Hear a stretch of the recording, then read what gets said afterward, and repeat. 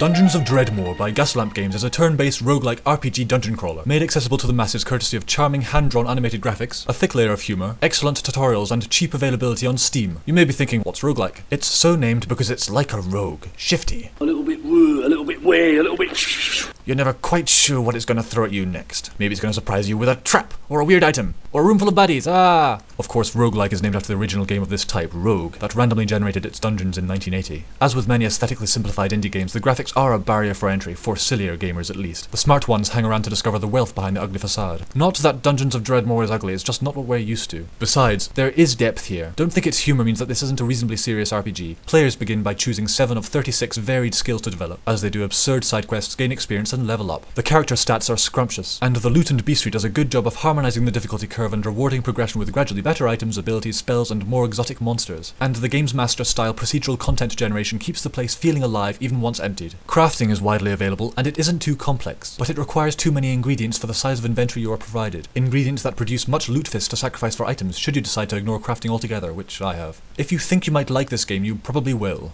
I award Dungeons of Dredmor Lootfisk Cake.